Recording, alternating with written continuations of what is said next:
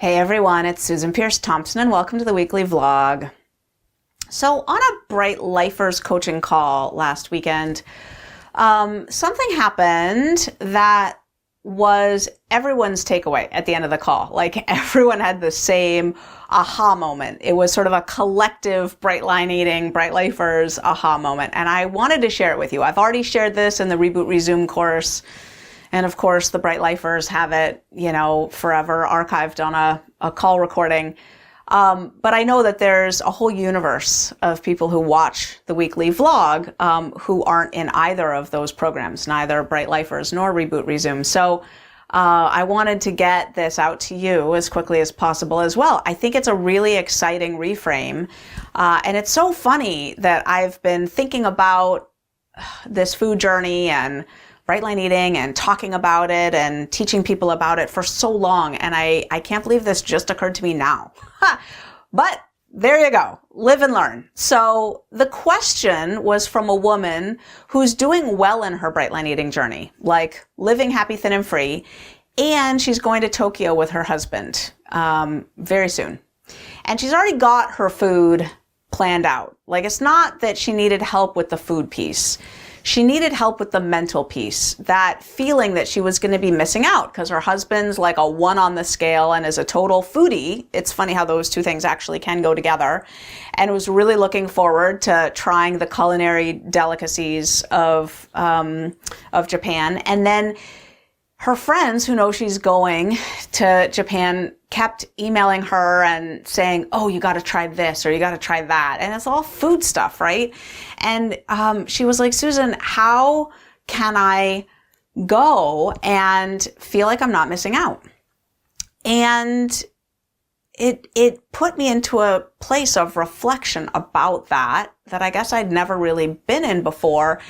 And in particular, it made me drop into the reality that when you're aligned in your Bright Line Eating journey, you're not missing out. Like you're really, really not. And how can that be? How can it be that you're not actually missing out? And here's the reframe. In order to share it with you, I need to share some science.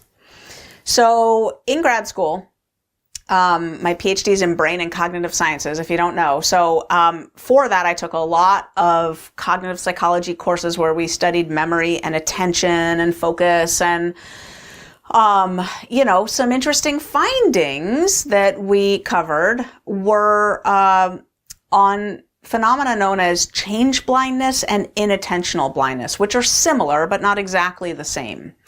This is research from the late 90s and early 2000s.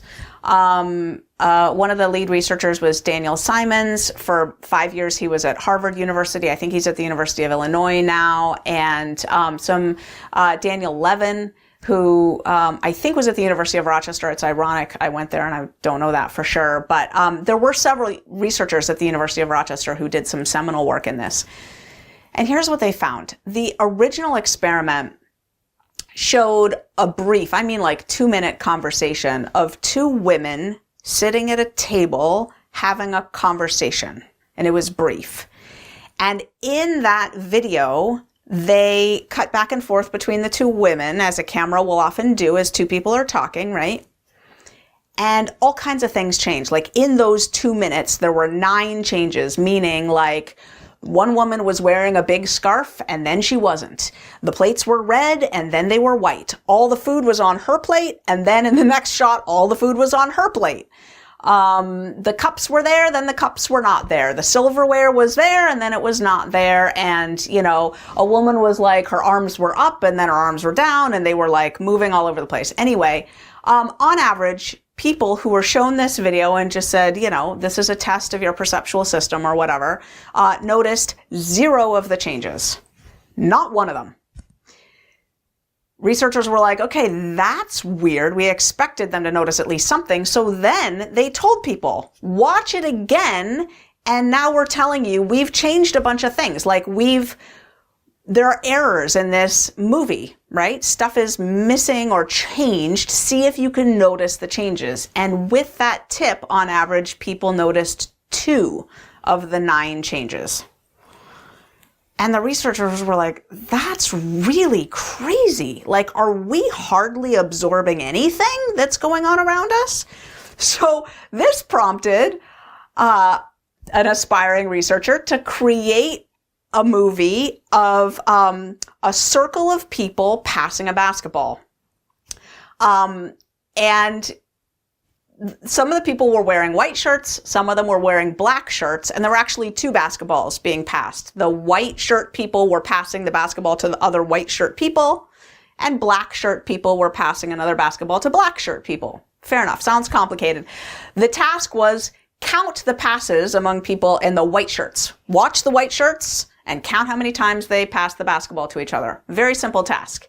In the midst of doing this video rolls, and a man dressed in a gorilla suit, literally, full man dressed in a gorilla suit, walks into the middle of the circle where these basketballs are being passed, beats his chest, blah, blah, blah, and then walks off, and people don't notice. Like, seriously, don't notice the gorilla.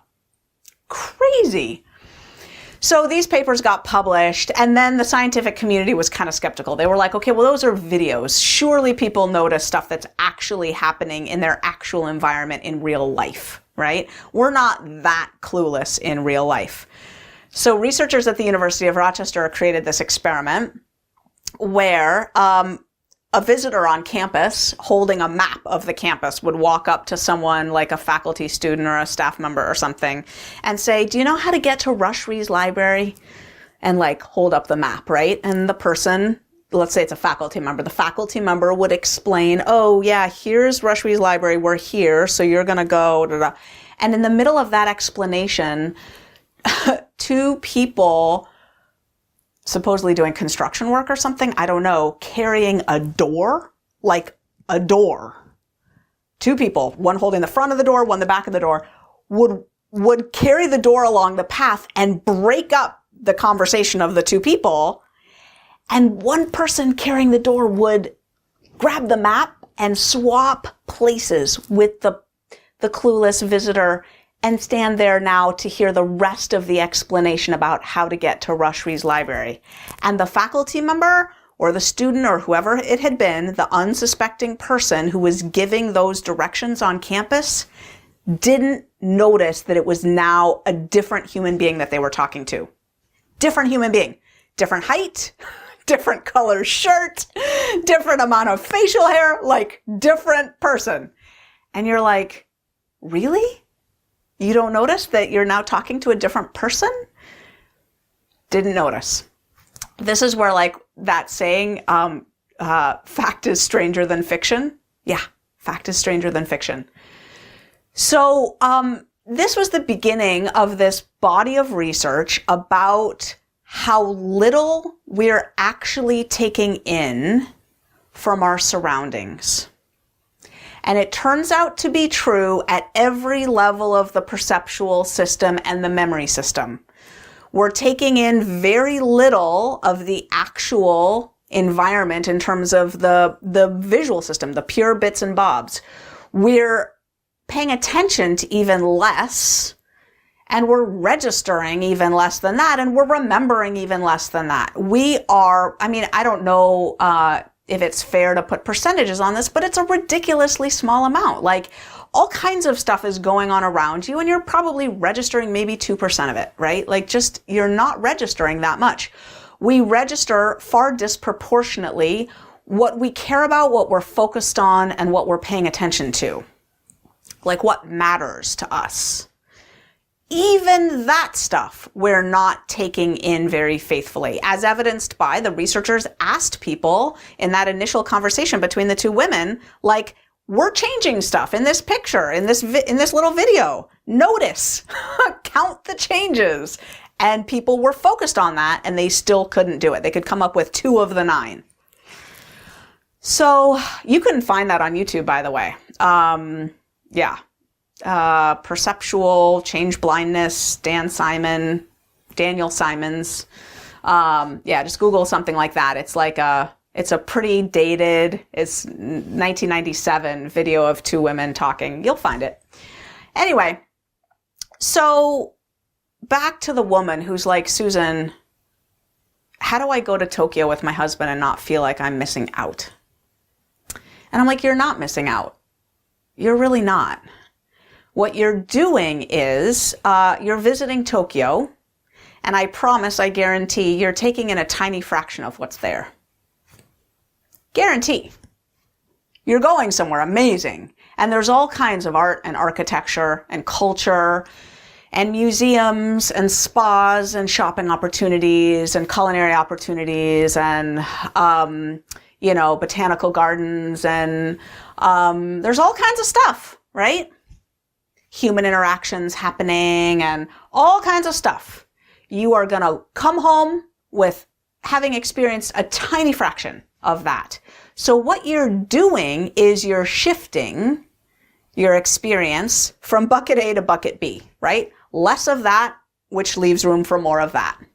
That's all you're doing. You're not missing out on anything. I mean, you're missing out on almost everything by definition, just by being a human being with the kind of brain you have. But in terms of thinking that there's some experience that you're missing out on, no, you're just gonna experience less of that stuff, and that will make room for more of that stuff. You're going to be experiencing more of the human interactions. You're going to be paying attention to the people around you more and differently. There might be certain experiences that your husband chooses to have, and he understands. I talked to her. She's said her husband is very supportive, so he might understand if he goes to, I don't know, whatever, visit a place that makes Japanese beer or something. She might choose to, see a museum or something during that time, and she might have that experience. Well, he has that experience. Okay, he's going to drink some beer. You're going to see some ancient Japanese art. You're just shifting the experiences from bucket A to bucket B, right? Either way, you can't take in that much of it. And what I was reminded of is the truism for me. I have a lot of years of doing this, both on plan and off plan.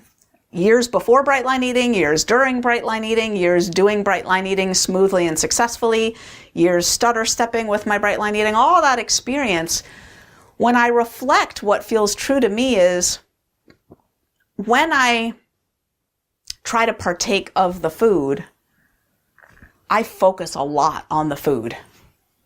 A lot. And when my lines are smooth and I've planned my food ahead of time and I'm not partaking of the food in that way, when I travel, I feel like I look up a lot more. I notice a lot more and I experience a lot more. And that's probably because I'm a 10 on the susceptibility scale. So when I'm in the food, my perceptual system narrows really intensely, and I'm obsessed with what I'm eating or not eating, how much of it, whether people are noticing, how I can get more.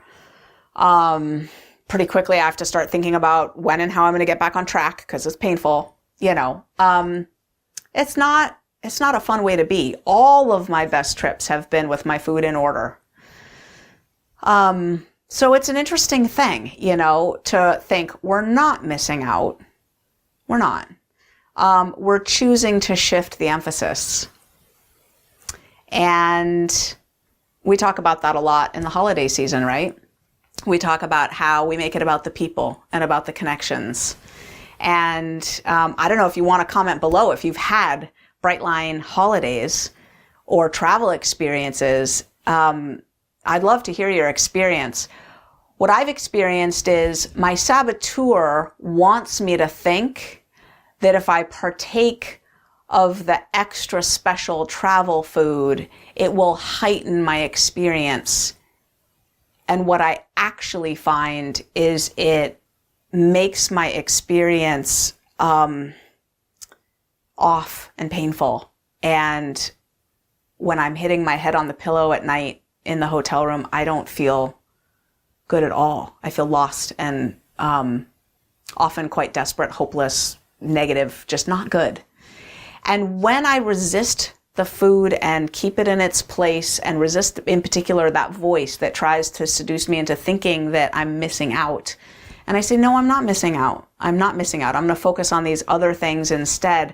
I put my head on the pillow in that hotel room, feeling elated and blissful and grateful and proud and aligned.